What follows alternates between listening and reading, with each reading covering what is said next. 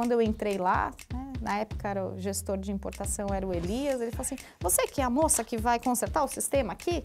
Você sabe calcular o ICMS? Eu falei, não, não sei, então vem aqui.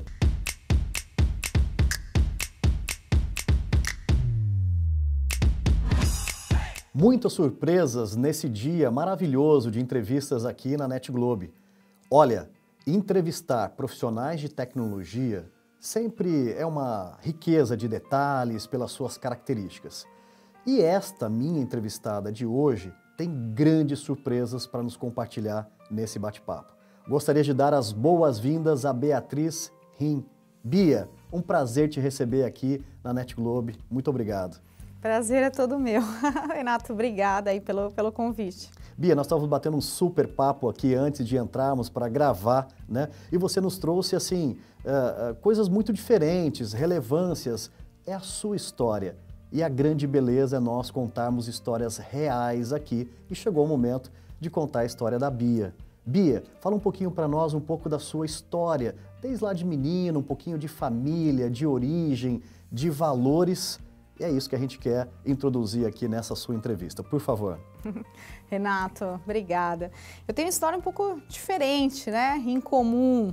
O meu pai é alemão, né? De Wiesbaden, na Alemanha. Fui a primeira geração, né, a nascer fora da Alemanha.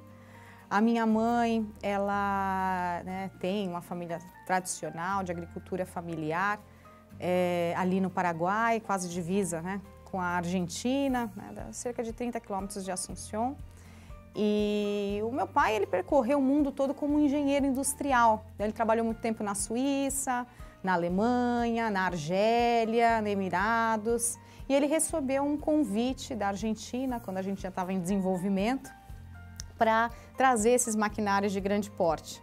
E aí ele veio, né, para a Argentina nesse grande projeto. Dali ele conheceu a minha mãe, se apaixonaram, ficaram muitos anos casados. Eles tiveram um pouco de dificuldade para ter filhos, né? Inicialmente minha mãe não conseguia engravidar. E aí nesse, né, ambiente, depois de muitos anos, ela acabou, né, engravidando de mim.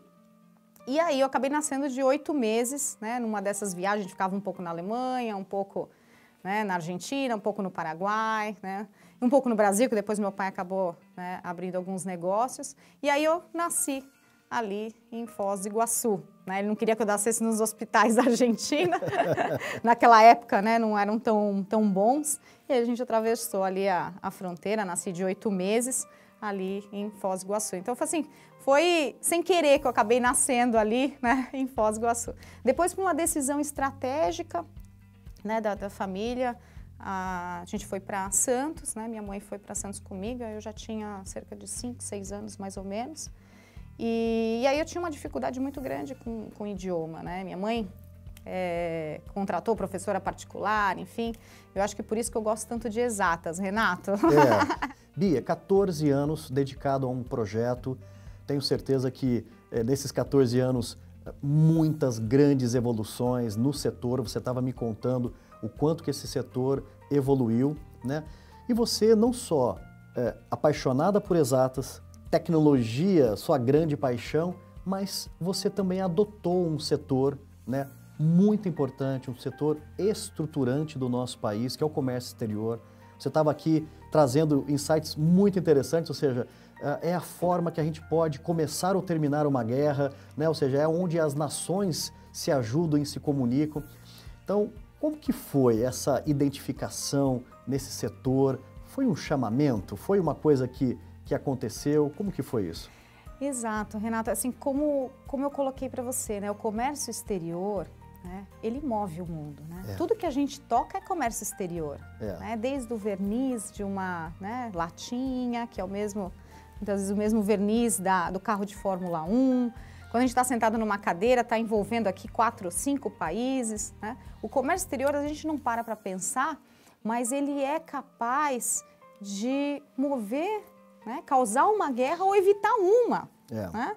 E hoje o mundo só é o mundo que é por conta do comércio exterior. Né? Desde os primórdios, essa troca de produtos, né, de inteligência, de tecnologias, né, ela existe. Né? E você aplicar tecnologia em algo tão grande, tão fantástico, que é o comércio exterior, realmente isso me fascina. Né?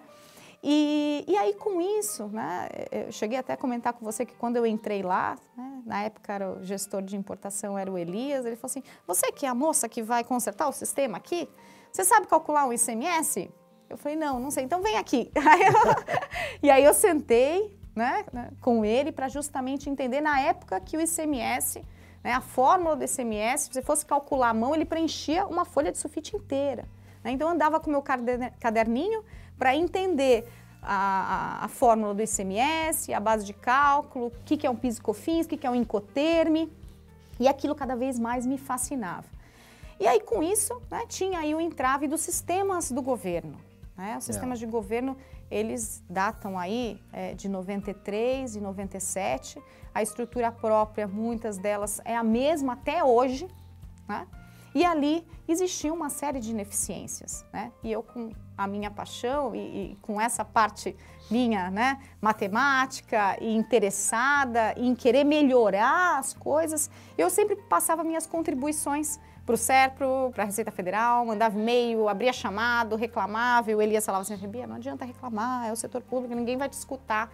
E eu insistentemente enviava as minhas contribuições. Em 2014, né, se eu não me engano, estávamos em eminência, né, o governo em subir o módulo de licenciamento de importação web, e eles disponibilizaram uma versão para testes, né, nível nacional.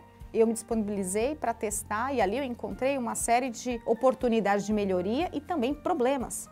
Eu criei um dossiê de recomendações de unidade estatística, peso líquido unitário, cálculo do peso líquido total, enfim. E essas recomendações eu enviei para a Secretaria de Comércio Exterior, para o DSEX, também para a Fiesp. Né? E era engraçado, né? Porque realmente, você imagina quantas pessoas não enviam e-mail, né? Eles tinham realmente uma dificuldade até de assimilar todas essas recomendações, né? E aí eu passei a mandar e-mail de manhã e de tarde, era o mesmo e-mail. Até uma hora alguém respondeu o e-mail, porque eu comecei a ficar, né, preocupada. Funcionou, Bia? Funcionou. Funcionou a estratégia? Funcionou. Eles colocaram essa carta, né, pro diretor, né, de operações especiais aí de comércio exterior. Isso foi parar no DSEX, e o DSEX me chamou em Brasília para uma reunião em conjunto com o SERPRO, com vários analistas. Ali, durante 3 horas numa reunião, eu expliquei cada ponto e eles, né, voltaram, né, atrás e acataram uma série de recomendações que eu havia, né, enviado. Então, além desse grande projeto, que acho que esse é um dos marcos, contribuí para a parte de imposto de importação e PIS e COFINS pela Receita Federal, fiquei ali trabalhando em conjunto com eles durante 3 anos de forma voluntária. Trabalhei no projeto de desembaraço sobre águas, parte de trânsito, a declaração única de exportação, trânsito simplificado no Porto de Santos, piloto de teste do Marítimo, Granel, enfim, são dezenas de projetos que eu tenho o maior orgulho. E quando a gente colabora com o ambiente de negócios de comércio exterior, é uma forma da gente trazer mais competitividade para o Brasil. É verdade. Né? Então, acho que assim, quando a gente reduz os tempos, reduz os problemas, traz maior eficiência na parte sistêmica, comunicação, infraestrutura de comunicação dessas informações dentro dos sistemas, a gente transforma o país e a sociedade.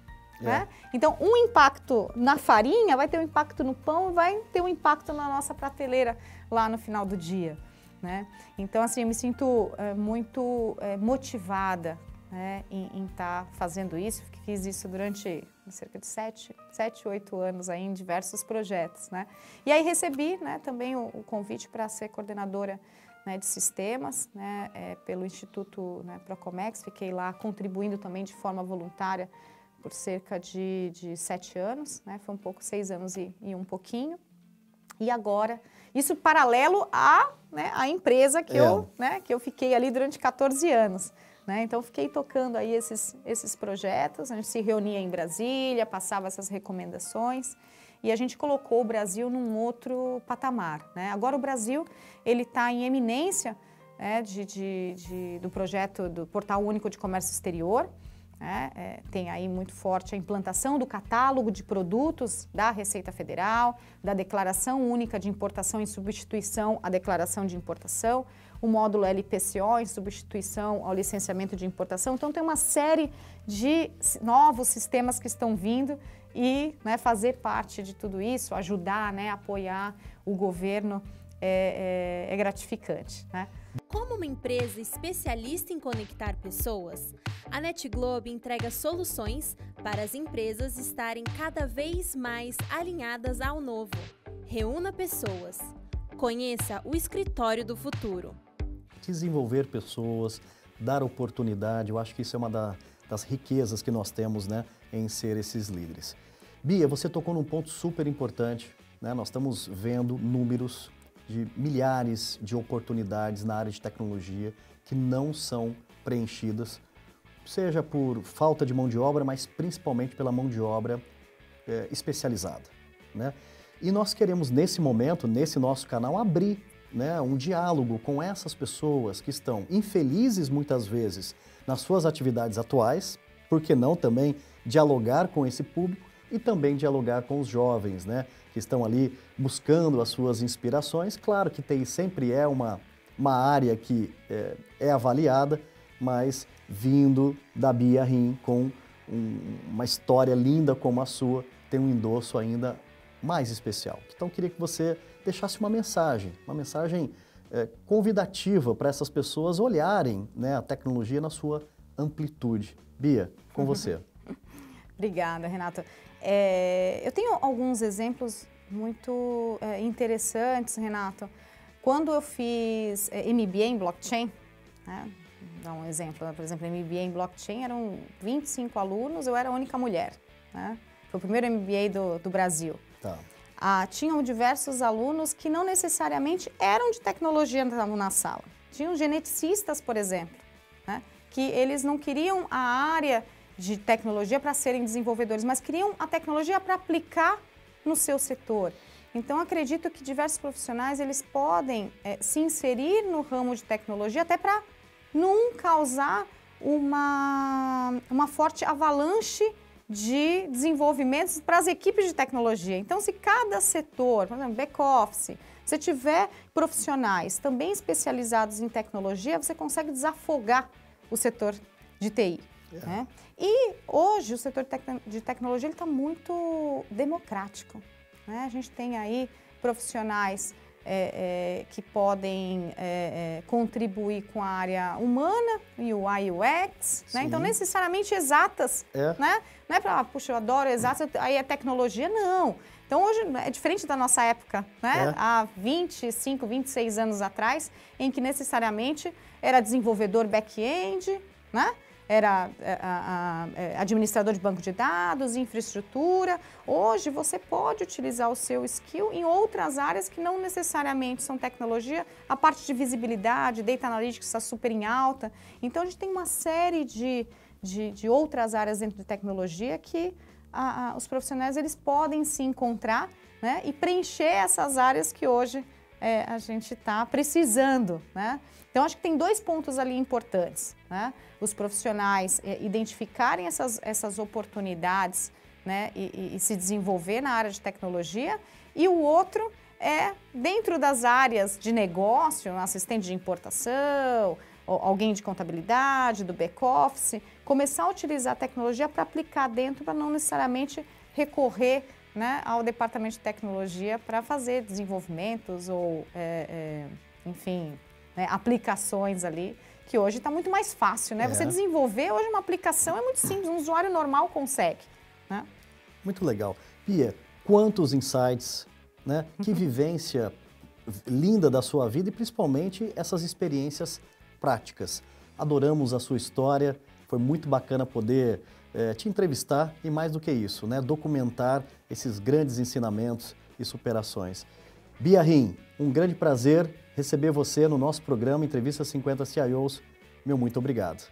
Obrigada, Renato. Foi um prazer estar aqui com vocês. Eu te agradeço. Obrigado.